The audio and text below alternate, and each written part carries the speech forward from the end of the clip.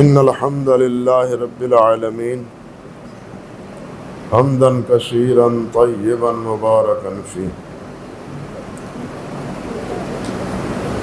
وأشهد أن لا إله إلا الله وحده لا شريك له وأشهد أن محمدا عبده ورسوله أما بعد فأعوذ بالله السميع العليم من الشيطان الرجيم من همزه ونفخه ونفثه بسم الله الرحمن الرحيم إن الله وملائكته يصلون على النبي يا أيها الذين آمنوا صلوا عليه وسلموا تسليما اللهم صل على محمد وعلى آل محمد كما صليت على إبراهيم وعلى آل إبراهيم إنك حميد مجيد اللهم بارك على محمد وعلى آل محمد كما باركت على إبراهيم وعلى آل إبراهيم إنك حميد مجيد. محترم حضرات، یہ سورۃ الاحزاب کی ایک آیت مبارکہ ہے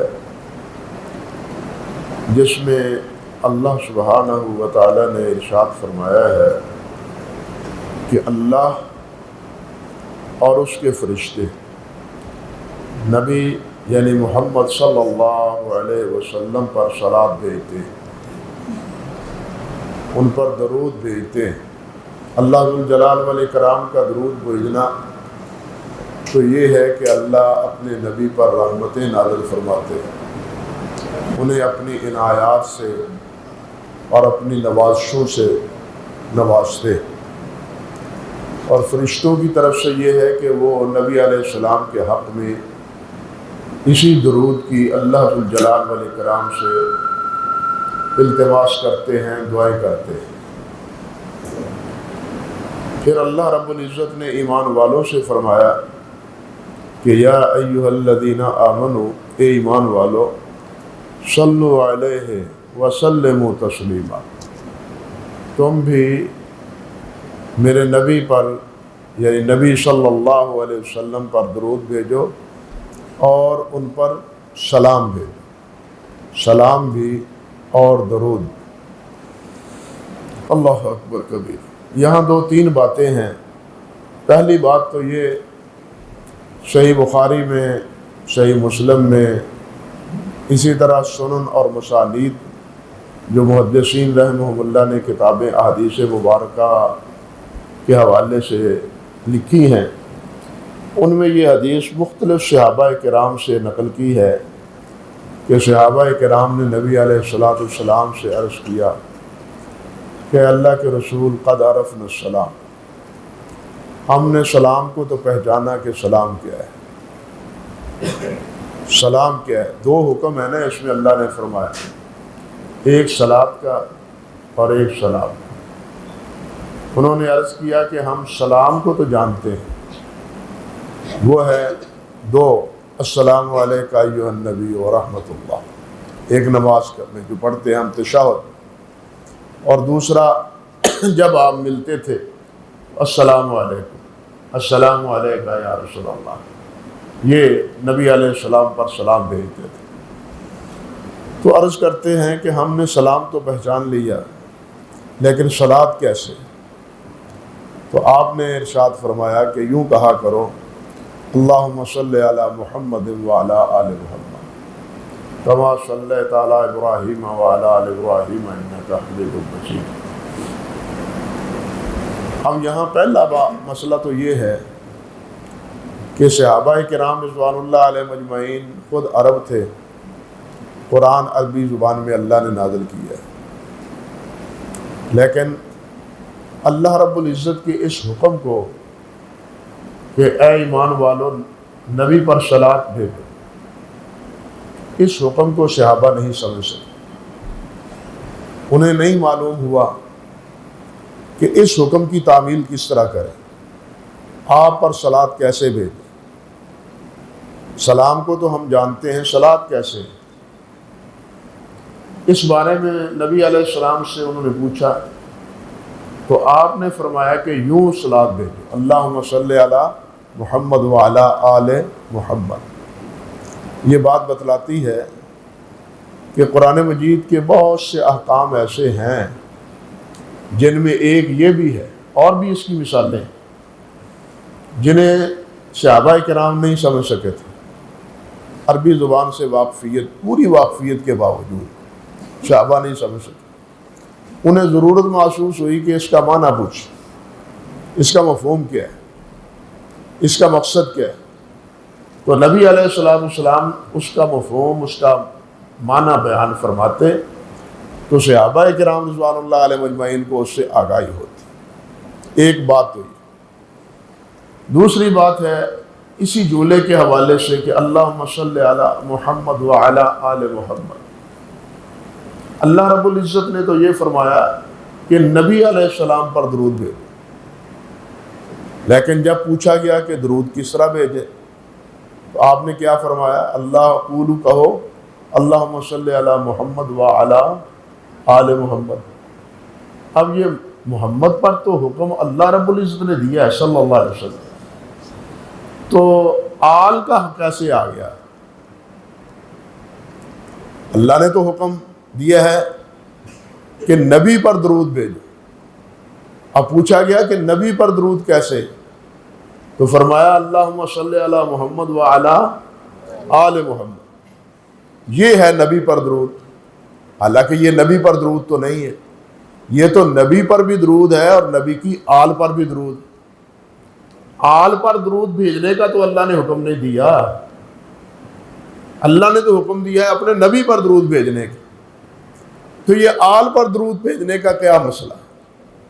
یہ بات سمجھ آتی ہے کہ کوئی انسان آل کے ساتھ دشمنی رکھ کے محمد رسول اللہ کی محبت کا اظہار اگر کرے تو وہ نبی علیہ السلام کی محبت میں جھوٹا ہے، کیونکہ آل سے محبت ہوگی تو نبی علیہ السلام سے محبت ہوگی۔ تنہا نبی علیہ السلام سے محبت اور آل سے دشمنی، یہ دو جگہ اکٹھی نہیں ہو سکتی۔ نبی علیہ السلام اور نبی کی آل، یہ گویا یوں سمجھنا چاہیے کہ یک جان دو قالب، جس طرح ہم کہتے ہیں یک جان دو قالب، جان ایک ہے وجود علیحدہ ہے، بالکل یہی کیفیت نبی علیہ السلام کی اور نبی علیہ السلام کی آل کی۔ اب آل سے مراد کیا ہے؟ یہ دوسری دو باتیں ہوئی۔ تیسری بات یہ ہے کہ آل سے مراد کون ہے؟ اب تیسرا مسئلہ یہ ہے کہ آل سے مراد کون؟ اللہم صلی علی محمد وعلی آل محمد، آل سے مراد کون ہے؟ اب اس بارے میں بڑا جھگڑا ہے۔ صحیح بات یہ ہے کتاب و سنت کی روشنی میں کہ آل سے مراد نبی علیہ السلام کی ازواج مطہرات بھی ہیں اور نبی علیہ السلام کی اولاد بھی، نبی علیہ السلام کی اولاد بھی اور نبی علیہ السلام کی ازواج مطہرات بھی۔ اب یہ کیوں ہے؟ دیکھیے ایک حدیث میں آتا ہے، نبی علیہ السلام نے ارشاد فرمایا کہ اللہم اجعل رزق آل محمد کفافا، اور کما قال النبی صلی اللہ علیہ وسلم، اے اللہ آل محمد کو اتنا رزق عطا فرما جو ان کے لیے کافی، جو ان کا گزر اوقات ہو جائے، وقت گزر جائے، ان کا زندگی کی وہ باقی رہے اس رزق سے، یہ مال اکٹھا کر کر کے جمع نہ کریں یہ اتنا مال نہ دے، بلکہ اتنا دے جو ان کے لیے کفایت کرے، جو ان کی ضرورتوں کی کفالت کرے، گویا ان کی ضرورتیں پوری ہو جائے، یہ کسی سے دستے سوال دراز نہ کرے کسی کے سامنے، اللہ اپنی طرف سے ان کی ضرورتیں پوری کیے جائے۔ یہاں لفظ آپ نے کیا فرمایا؟ آل محمد، اور یہاں آل محمد سے مراد کون ہے؟ بالاتفاق ازواج مطہرات، یہاں سے مراد ازواج مطہرات۔ حضرت سیدہ عائشہ صدیقہ رضی اللہ تعالی عنہا فرماتی ہیں کہ ما شابہ آل محمد صلی اللہ علیہ وسلم، کہ کبھی بھی آل محمد وہ پیڑ بھر کے بخبز ثلاثہ اشجام، 3 دن تک گندم کی روٹی آل محمد نے مسلسل کبھی نہیں کھائی۔ 3 دن مسلسل آل محمد نے کبھی روٹی نہیں کھائی، مسلسل 3 دن۔ بلکہ روایات میں تو آتا ہے کہ 30 دن تک گھر میں چولہا نہیں روشن ہوتا تھا، پانی پر کھجوروں پر گزارا ہوتا تھا۔ یہ کیفیت تھی نبی علیہ الصلوۃ والسلام کے گھرانے کی، ازواج مطہرات، اور یہ کیفیت آپ کی موجودگی میں نہیں بلکہ آپ کے انتقال کے ہو جانے کے بعد بھی۔ چنانچہ ایک موقع ایسا بھی آیا کہ حضرت عائشہ صدیقہ رضی اللہ تعالی عنہا کے پاس بہت سارا مال کسی نے بھیجا، ان کو ہدیے کے طور پر، تحفے کے طور پر، اس لیے کہ ازواج مطہرات اور آپ کی آل پر صدقہ حرام ہے لیکن تحفہ جائز، یہ ایک علیحدہ مسئلہ ہے۔ تحفہ درست ہے نبی علیہ السلام پر، نبی علیہ السلام کی آل پر، لیکن صدقہ وہ نبی علیہ السلام نے فرمایا میرے اوپر بھی اور میری آل پر حرام۔ اب تحفتاً مال آیا، خطیر مال بھیجا کسی نے، تو شام ہونے سے پہلے حضرت عائشہ صدیقہ رضی اللہ تعالیٰ عنہ نے سارے کا سارا مدینہ طیبہ کے فقراء، مساکین اور بے سہارا، بے بس لوگ، انہوں میں تقسیم کر دی۔ حتیٰ کہ خادمہ نے کہا اماں جی اگر چند درہم آپ رکھ لیتے تو ہم گوشت خرید لیتے اور کسی دن گوشت ہی کھا لیتے۔ تو فرمانے لگی اگر پہلے یاد دلا لیتی تو شاید یہ 2-4 درہم رکھ لیتے، لیکن اب تو سب اللہ کی راہ میں تقسیم ہو چکے۔ یعنی جو کیفیت نبی علیہ السلام کے زمانے کی تھی، دور مبارک کی تھی، بعد میں اگر مال آیا بھی ہے تو نبی علیہ السلام کے اسی فرمان کے مطابق کہ میرے آل کا گزر اوقات ہوتا رہے، سنبھال کے مال نہ رکھیں، مال جمع نہ کریں، اس کی ضرورت نہیں ہے ان کو، بلکہ ان کی کفالت ہوتی رہے۔ ایک تو یہ کہ یہاں ان دونوں احادیث میں آل محمد سے مراد کون ہے؟ ازواج مطہرات۔ تیسری بات اسی حوالے سے یہ بھی ہے کہ حضرت ابو حمید ساعدی رضی اللہ تعالی عنہ، صحیح بخاری میں اور صحیح مسلم، حضرت ابو حمید ساعدی کی جو روایت ہے اس میں جو نبی علیہ السلام کے الفاظ درود پاک کے حوالے سے سکھائے گئے ہیں اس میں ہے اللہم صلی علی محمد وعلی ازواجہ وذریتہ، اللہم صلی علی محمد وعلی ازواجہ وذریتہ۔ اب آل دوسری روایات میں عموماً کیا ہے، ہم بھی پڑھتے ہیں آل محمد، اللہم صلی علی محمد وآل محمد، ہم بھی پڑھتے ہیں، لیکن یہ الفاظ بھی صحیح حدیث میں بخاری اور مسلم کے کہ اللہم صلی علی محمد وازواجہ وذریاتہ۔ اب یہ الفاظ بتلاتے ہیں کہ آل سے مراد کیا ہے، ازواج ہیں اور آپ کی ذریت۔ یہی الفاظ بتلاتے ہیں کہ آل سے مراد کیا ہے، آپ کی ازواج مطہرات ہیں، اور دوسرا کیا ہے، آپ کی ذریت۔ اب یہاں پھر ایک سوال پیدا ہوتا ہے کہ جی ذریت تو اولاد کو کہتے ہیں، نبی علیہ السلام کی اولاد ہونے کے ناطے وہ تو صرف حضرت سیدہ فاطمہ الزہرا تھی، باقی حضرت حسن اور حضرت حسین رضی اللہ تعالی عنہما یہ تو علی کی اولاد ہے، محمد رسول اللہ کی اولاد تو نہیں نا، تو یہ آل میں کیسے شامل ہو گئے؟ بات سمجھے کہ یہ آل میں کیسے شامل ہو گئے، یہ ذریت میں کیسے شامل ہو گئے؟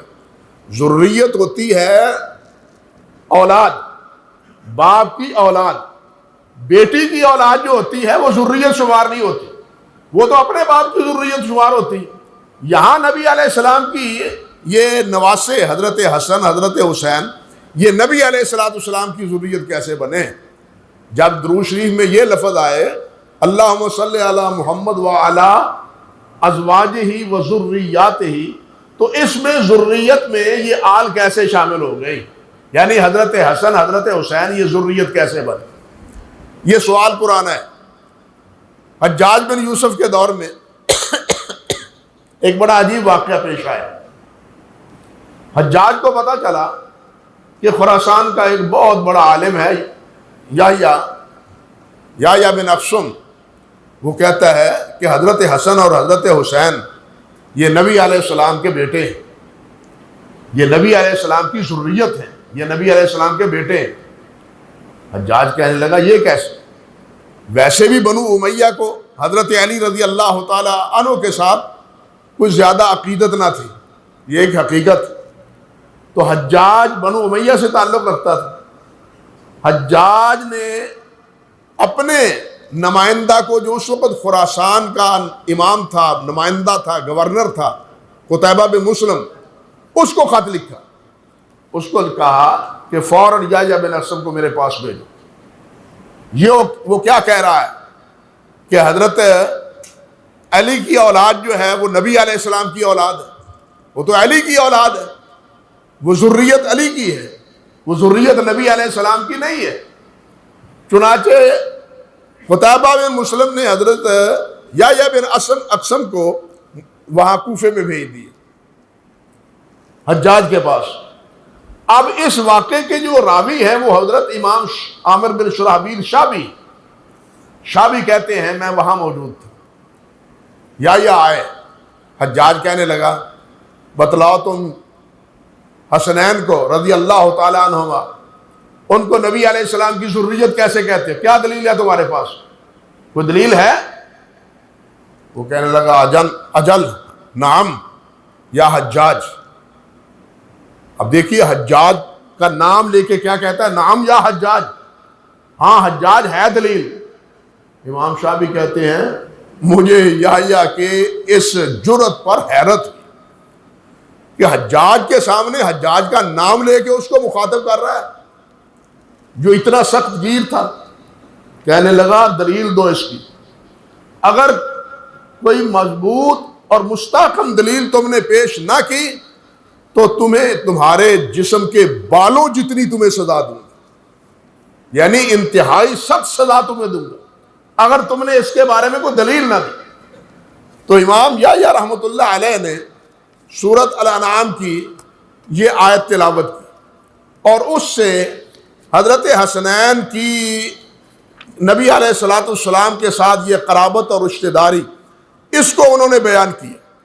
چنانچہ حضرت یہ آیت ہے سورۃ الانعام کی آیت نمبر 83-84، کہتے ہیں کہ اللہ سبحانہ و تعالیٰ نے ارشاد فرمایا ہے وَتِلْكَ حُجَّتُنَا آتَيْنَاهَا إِبْرَاهِيمَ عَلَىٰ قَوْمِهِ، پہلے ابراہیم علیہ السلام کا ذکر خیر، اس کے بعد اللہ فرماتے ہیں وَوَهَبْنَا لَهُ، ہم نے ابراہیم کو عطا کیا، کون؟ اسحاق ویعقوب وَنُوحًا هَدَيْنَا مِن قَبْلُ، ابراہیم سے پہلے کون تھے؟ حضرت نوح۔ وَمِن ذُرِّيَّتِهِ، من ذُرِّيَّتِهِ، اور ابراہیم کی ذریت سے، ابراہیم کی ذریت سے داؤد و سلیمان و ایوب و یوسف و موسیٰ و ہارون و زکریا و یحییٰ و عیسیٰ و الیاس۔ یحییٰ کہنے لگے حجاج بتلاؤ عیسیٰ کا باپ کون ہے؟ ہاں، یہاں عیسیٰ علیہ السلام کو اللہ ذوالجلال نے کس کی ذریت کہا ہے؟ ابراہیم علیہ السلام کی ذریت کہا ہے، عیسیٰ علیہ السلام کا باپ ہے۔ حجاج خاموش ہو گیا، لاجواب ہو گیا، اور مان گیا کہ واقعی حضرت حسنین نبی علیہ السلام کی ذریت ہیں۔ اتنے فاصلے پر، اتنے بعد پر جب اللہ ذوالجلال نے حضرت عیسیٰ علیہ السلام کو ابراہیم کی ذریت قرار دیا ہے تو حضرت حسنین نبی علیہ السلام کی ذریت نہیں ہے، وہ بھی نبی علیہ السلام کی ذریت۔ اس لیے حسنین رضی اللہ تعالی عنہما نبی علیہ السلام کی کیا ہے؟ ذریت۔ تو عرض کرنے کا مقصد یہ تھا کہ آل سے مراد اللہم صلی علی محمد وعلی آل محمد، آل سے مراد یہاں ازواج مطہرات بھی ہیں اور آل سے مراد آپ کی ذریت بھی ہے، بلکہ کہنا یہ چاہیے کہ یہ آل اور آپ کی ذریت ان کا ڈبل حق ہے۔ ایک حق ہے تمام مسلمانوں کے ساتھ، تمام اسلام لانے والوں پر، وہ کیا ہے؟ حق اسلام کا، السلام علیکم، السلام علیکم، السلام علیکم، سب پر سلام۔ لیکن سب پر صلات ہے؟ صلات مسلمان کوئی دوسرے کے لیے بھیجتا ہے؟ نہیں۔ صلات کس پر بھیجتا ہے؟ نبی علیہ السلام پر، نبی کی آل پر۔ گویا کہ نبی علیہ السلام اور آل کا یہ ڈبل حق ہے کہ وہ ان پر سلام بھی ہے اور صلات بھی ہے۔ سلام سب پر ہے، ہم نماز میں بھی کہتے ہیں السلام علیکم ایھا النبی ورحمۃ اللہ وبرکاتہ، یہ ہے سب پر سلام، سب ایمان والوں پر، سب مسلمانوں پر سلام۔ ویسے بھی جب مسلمان ایک دوسرے سے ملتے ہیں تو کیا کہتے ہیں؟ السلام علیکم، السلام علیکم، السلام علیکم۔ کوئی نہیں کہتا اللہم صلی علیکہ، اللہ یصلی علیکہ، کوئی بھی نہیں یہ کہتا، السلام علیکم کہتا ہے۔ گویا کہ اہل بیت کا، آل رسول کا دوسرا حق سلام کے ساتھ کیا ہے؟ صلات کا ہے۔ اس سے ہمیں سمجھنا چاہیے کہ نبی علیہ السلام کی ازواج مطہرات اور آل بیت کا حق کیا ہے ہمارے اوپر۔ باقی مسلمانوں پر ہمارا ایک دوسرے کا حق ہے سلام کا، کہ جب بھی آپ ملے، نبی علیہ السلام نے افشوا السلام، افشوا السلام، افشوا السلام، سلام کو عام کرو، سلام کو عام کرو، جب ملو السلام علیکم، جب ملو السلام علیکم، سلام کو عام کرو۔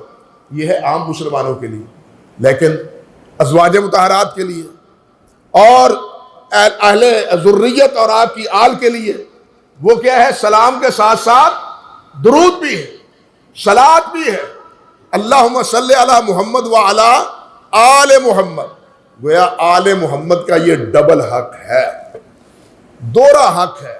اس سے ہمیں سمجھنا چاہیے کہ صحابہ کرام رضوان اللہ علیہ مجمعین، ایک ہے صحابہ کرام، ایک ہے ازواج مطہرات۔ یہاں ایک مسئلہ پھر اور سمجھیں۔ دیکھیے جو بیوی ہوتی ہے نا، جو بیوی ہوتی ہے حقیقتاً وہ اہل نہیں ہوتی، اہل بیت ہے، لیکن کب تک؟ جب وہ گھر والی ہے۔ اگر خاوند طلاق دے دے تو وہ بیوی رہتی ہے، اہل بیت رہتی ہے؟ اہل بیت نہیں رہتی۔ خاوند فوت ہو جائے وہ شادی اور کر سکتی ہے، خاوند فوت ہو جائے وہ شادی اور کر سکتی، وہ اہل بیت اس وقت تک ہے جب خاوند موجود ہے۔ جب خاوند نہیں ہے، خاوند طلاق دے دیتا ہے، فوت ہو جاتا ہے، وہ شادی اور کرنے کی مجاز ہے، شریعت نے اس پر کوئی پابندی عائد نہیں کی۔ حکم دیا ہے کہ وہ وانکحوا الایام منکم، جن کا نکاح نہیں ان کا نکاح کر دو، شریعت نے یہ حکم دیا ہے۔ گویا وہ دوسرے کے ساتھ اپنا عقد، اپنا رشتہ، اپنا ازدواجی تعلق قائم کر سکتی ہے شرعی طور پر، کوئی ممانعت نہیں ہے۔ لیکن ازواج مطہرات رضوان اللہ علیہ مجمعین، ان کا تعلق نبی علیہ السلام کے ساتھ دائمی ہے۔ باقی جتنی ازواج ہیں، بیوییں ہیں، ان کا تعلق اپنے خامدوں سے دائمی نہیں ہے۔ خامد فوت ہو جائے وہ نکاح کر سکتی ہیں، لیکن نبی علیہ السلام کے بعد آپ کی ازواج مطہرات، ان کے ساتھ نکاح نہیں ہو سکتا۔ اللہ نے ہمیں کہا ہے کہ یہ تمہاری مائیں ہیں، اللہ نے حکم دیا ہے کہ ان کے ساتھ تمہارا نکاح نہیں ہو سکتا، یہ ہمیشہ کے لیے نبی کی بیوی ہے۔ ازواج مطہرات ہمیشہ کے لیے، دنیا میں بھی اور جنت میں بھی، یہ نبی علیہ السلام کی ازواج مطہرات۔ اس لیے ازواج مطہرات کا تعلق نبی علیہ السلام کے ساتھ اسی طرح جس طرح آل کا ہے۔ جس طرح بیٹوں کا رشتہ ناتا ٹوٹ نہیں سکتا، نبی علیہ السلام کی ازواج مطہرات کا ناتا بھی نبی سے ٹوٹ سکتا نہیں۔ جو آپ کی زندگی میں رہی، آپ کے انتقال کرنے کے بعد بھی وہ ازواج ہیں اور امہات المومنین، وہ ازواج ہیں اور امہات المومنین ہیں، اور جنت میں بھی وہ نبی کریم صلی اللہ علیہ وسلم کے ہمراہ ہیں۔ تو اس لیے اس آیت سے یہ بہت سے مسئلے جو ہے نا وہ سامنے آتے ہیں، ہمارے سب سامنے یہ مسئلے آتے ہیں، ازواج مطہرات کا تعلق بھی اور اہل بیت کا۔ بلکہ یہاں یہ بھی دیکھیے، حدیث میں آتا ہے نبی علیہ الصلوۃ والسلام نے ارشاد فرمایا کلو نسب وکلو حسب ینقطع الا نسبی وسببی، اور کما قال النبی صلی اللہ علیہ وسلم، فرمایا قیامت کے دن سب حسب و نسب ٹوٹ جائیں گے، کوئی باپ بیٹے کو نہیں پہچانے گا، ماں بیٹے کو نہیں پہچانے گی، بھائی بھائی کو نہیں پہچانیں گے، بلکہ ایک دوسرے سے بھاگیں گے، ڈریں گے۔ یوم یفر المرء من اخیہ و امہ و ابیہ و صاحبتہ و بنیہ، سب ایک دوسرے سے جدا، دیکھیں گے بھی میرا باپ ہے لیکن نظر بچا کے ادھر چل جائیں گے، یہ بھائی ہے نظر بچا کے ادھر چلے جائیں گے، کوئی کسی کے کام نہیں آئے گا۔ لیکن فرمایا الا حسبی و نسبی، میرا حسب اور میرا نسب قائم رہے گا، میرا حسب اور میرا نسب قیامت کے دن بھی قائم رہے گا۔ بلکہ یہ نسب، وہ تو نسب ہے نا، نسب ہم تو اس سے بھی پیچھے کہتے ہیں۔ اللہ اکبر، ہمارا امت ہونے کا ناطہ، امت ہونے کے ناطے اللہ کرے ہمارا تعلق قائم رہے، وہ تو رشتہ داری ہے نا، وہ تو حسب نسب کی بات ہے۔ یہاں میں عرض کر رہا ہوں کہ امت ہونے کے ناطے ہمارا تعلق بحال رہے، قائم رہے، آپ ہی کے ساتھ ہم وابستہ رہے، کسی اور کی طرف التفات نہ کریں۔ وہ جیسے حدیث میں آتا ہے نا، ذاق طعم الایمان من قال رضیت باللہ ربا وبالاسلام دینا وبالنبی محمد النبی، کہ اس نے ایمان کا ذائقہ چکھ لیا جس نے یہ سمجھا کہ میں راضی ہوں محمد الرسول اللہ پر کہ وہ میرے نبی۔ ہماری رضا کس سے وابستہ ہے ایز اے نبی؟ محمد الرسول اللہ صلی اللہ علیہ وسلم۔ اللہ اکبر کبیرہ۔ نبی علیہ الصلوۃ والسلام کے لیے دو غم تھے، نبی علیہ السلام کے دو غم تھے۔ قرآن سے پتہ چلتا ہے آپ کی حیات طیبہ سے دو بڑے غم تھے آپ کو۔ ایک غم یہ تھا کہ یہ مسلمان کیوں نہیں ہوتے، وَلَعَلَّكَ بَاخِعٌ نَفْسَكَ، اللہ فرماتے ہیں وَلَعَلَّكَ بَاخِعٌ نَفْسَكَ، آپ اپنے آپ کو ہلاک کر لیں گے کہ یہ مسلمان کیوں نہیں ہوتے۔ نہیں ان کے مقدر میں، نہیں یہ سمجھتے، یہ اناد کرتے ہیں، تکبر کرتے ہیں تو یہ ان کا قصور ہے۔ انما علیک البلاغ وعلینا الحساب، آپ کے ذمے پہنچانا ہے، ہمارے ذمے حساب لینا ہے۔ آپ نے پہنچا دیا، آپ نے بات بتلا دی، آگاہ کر دیا۔ لست علیہم بمسیطر، آپ دروغے تھوڑے ہیں، سپاہی تھوڑے ہیں کہ اسلام لاؤ، مانو، بات مانو، قبول کرو، دروغے نہیں ہیں، سپاہی نہیں ہیں، آپ نبی۔ ایک یہ تعلق، ایک یہ فکر مندی، ایک یہ فکر مندی یہ مسلمان ہو جائیں سب۔ بہت سی حدیث ہیں حوالے سے، سب کو بیان نہیں کیا جا سکتا۔ اور دوسری فکر مندی کیا کہ جو مسلمان ہوتے ہیں وہ جنت میں چلے جائیں۔ اللہ اکبر، جو میری امت بنتی ہے وہ جنت میں چلے جائے۔ دوسری فکر مندی کیا ہے کہ یہ جنت میں چلے جائیں۔ اور یہی فکر مندی تو تھی کہ ایک رات، پوری رات سیدہ عائشہ فرماتی ہیں قیام کی حالت میں نبی علیہ السلام یہی پڑھے جا رہے ہیں، ان تعذبہم فانہم عبادک وان تغفر لہم فانک انت العزیز الحکیم۔ امت کے غم میں، امت کے فکر میں، حدیث میں آتا ہے نبی علیہ السلام نے فرمایا، اللہ ذوالجلال والاکرام نے ہر نبی کو، اللہ ذوالجلال والاکرام نے ہر نبی سے فرمایا کہ کوئی دعا مانگو، جو مانگو گے میں تمہیں وہ عطا فرما دوں گا۔ فرماتے ہیں میں نے پہلے انبیاء کرام نے سب نے دعائیں مانگی اور ان کو منہ مانگی مراد مل گئی، اور میں نے وہ دعا قیامت کے دن کے لیے اپنی امت کے لیے ذخیرہ کر رکھی۔ میں نے اپنی امت کے لیے وہ دعا ذخیرہ کر رکھی۔ اور اللہ کی کیا فرماتے ہیں، وَلَسَوْفَ يُعْطِيكَ رَبُّكَ فَتَرْضَىٰ، اللہ اتنا کچھ دے گا کہ آپ راضی ہو جائیں گے۔ اور آپ فرماتے ہیں میں تو راضی اس وقت ہوں گا جب ایک بھی امتی جہنم میں نہیں رہے گا، جب ایک بھی امتی جہنم میں نہیں، پھر کہوں گا اللہ رضی تو میں راضی ہو گیا، میں راضی ہوں۔ یہ ہے، یہ فکر مندی ہوئی، ایک اسلام لانے کی فکر مندی، ایک جنت میں جانے کی فکر مندی کہ میری امت ساری جنت میں چلی جائے۔ اب اگر امت کے بارے میں یہ فکر ہو، یہ گمراہی میں مبتلا ہو گئی، فسق و فجور میں مبتلا ہو گئی، حتیٰ کہ دین کو ہی چھوڑ گئی، دین ان کا بھی خیر بات کہہ دیا، چند افراد رہ گئے، بتلائیے اس تاثر سے نبی علیہ السلام خوش ہیں یا غم زدہ ہیں؟ اس سے کیا ہوں گے؟ میری 23 سالہ زندگی کے بعد اس دنیا سے رخصت ہوتے ہی میرے دین سے انہوں نے انحراف کر لیا، میرا دین انہوں نے چھوڑ دیا، میری محنت کا نتیجہ کیا نکلا؟ شب و روز کوششوں کا نتیجہ کیا نکلا؟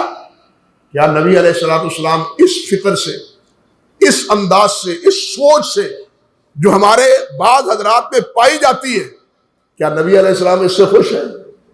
نبی علیہ السلام نے تو یہاں تک ارشاد فرمایا کہ میرے ساتھیوں کے بارے میں کوئی بات مجھے نہ بتلایا کرو تاکہ میں تمہارے پاس آؤں، تمہارے سامنے آؤں، تمہاری مجلس میں بیٹھوں تو میرا دل تم سب کے بارے میں صاف، میرے دل میں کسی کے بارے میں کوئی میل نہ ہو، اس لیے میرے ساتھیوں کی شکایتیں مجھے نہ پہنچاؤ، میرے ساتھیوں کی شکایتیں مجھے نہ پہنچاؤ۔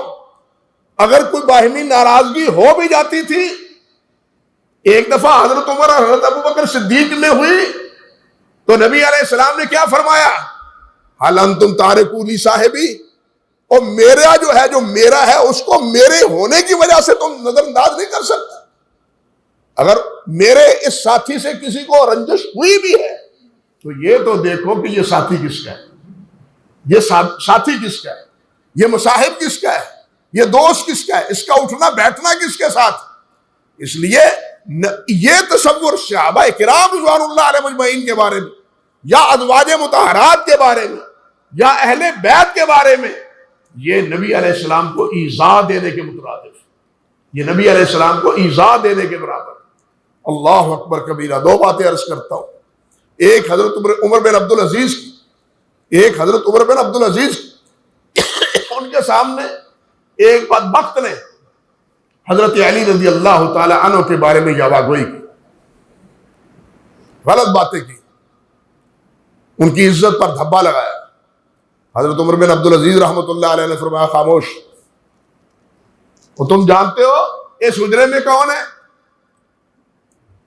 یہ 7 حجرے میں مسجد نبوی میں حجرے میں کون ہے جانتے ہو؟ خاموش۔ فرمانے لگے آپ کو معلوم نہیں یہ محمد بن عبداللہ بن عبد المطلب ہے؟ تمہیں پتا نہیں کہ یہ کون ہے اس حجرے میں سوئے ہوئے؟ کون ہے؟ محمد بن عبداللہ بن عبد المطلب ہے۔ اور علی کون ہے؟ علی ہے علی بن ابی طالب بن عبد المطلب، اور دادا تو دونوں کا ایک ہے۔ سمجھے ہے بات؟ حضرت عمر بن عبدالعزیز نے کیا اشارہ کیا؟ وہ دادا دونوں کا ایک ہے، قرابت داری دونوں میں آپس میں ہے۔ تم علی کے بارے میں رضی اللہ تعالیٰ عنہ کے بارے میں اگر یابہ گوئی کرو گے تو اس کی تکلیف کس کو پہنچے گی؟ حضرت محمد رسول اللہ۔ ان کے بارے میں بد کلامی کرو گے، بد زبانی کرو گے تو تکلیف کس کو پہنچے گی؟ حضرت محمد رسول اللہ صلی اللہ علیہ وسلم۔ اس لیے صحابہ کرام کے بارے میں، ازواج مطہرات کے بارے میں، بلکہ جب حضرت عائشہ صدیقہ رضی اللہ تعالی عنہ ان پر تہمت لگی، صحیح بخاری کے الفاظ کیا ہیں؟ جن کی برات کے لیے اللہ نے قرآن برا کے سورۃ نور نازل کی تھی، اس میں کیا ہے؟ اللہ تعالیٰ کے نبی نے فرمایا، اللہ کے نبی نے فرمایا یا معاشر المسلمین، او مسلمانوں کی جماعت، من یعذرنی فی اہل بیتی، کون ہے جو میرے گھر والوں کی عزت بچائے، میرے گھر کی اہل بیت کی عزت بچائے؟ فَإِنَّهُ قَدْ آذَانِي، اس نے مجھے تکلیف دی ہے، میرے گھر پر حملہ کر کے تکلیف مجھے دی ہے۔ بات سمجھے؟ ازواج مطہرات پر تکلیف، الزام تراشی کی تکلیف کس کو ہے؟ نبی کریم صلی اللہ علیہ وسلم کو۔ حضرت علی پر کے بارے میں بری زبان تکلیف کس کو ہے؟ حضرت محمد رسول اللہ۔ اس لیے حضرات صحابہ کرام کے بارے میں اپنی زبانوں کو ہمیشہ خاموش رکھنا چاہیے۔ نبی علیہ السلام نے فرمایا اذا ذکر اصحابی فاسکتوا، جب میرے صحابہ کا ذکر آئے تو زبانیں گم کر دو، خاموش ہو۔ یہی تعلق بہت سی احادیث مبارکہ ہیں اس حوالے سے۔ امام ضیاء مقدسی رحمۃ اللہ علیہ نے لکھا ہے، فرماتے ہیں اس وقت اس محدث کا نام سلیم بن یحییٰ رحمۃ اللہ علیہ، یہ تابعین میں سے، وہ فرماتے ہیں کہ اگر کوئی آدمی اس کی پوزیشن یہ ہو کہ روم مسلمانوں پر حملہ آور ہو، روم مسلمانوں پر کیا ہو، بالفرض حملہ آور ہو، اور وہ روم سے نکل کے پیش قدمی کرتا چلا جائے جہاں تک کہ جلولہ تک پہنچے۔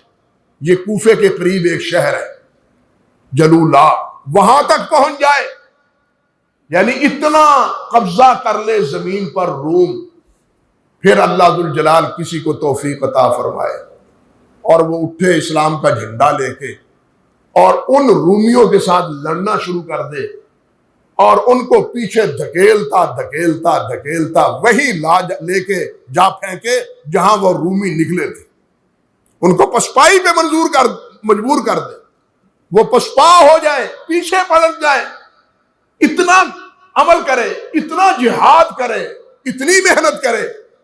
فرماتے ہیں سلیم رحمۃ اللہ علیہ، لیکن اتنی محنت کے باوجود بھی اگر اس کے دل میں صحابہ کے بارے میں بغض ہے تو اس کے اس عمل کا اللہ کے ہاں کوئی قدر و منزلت نہیں۔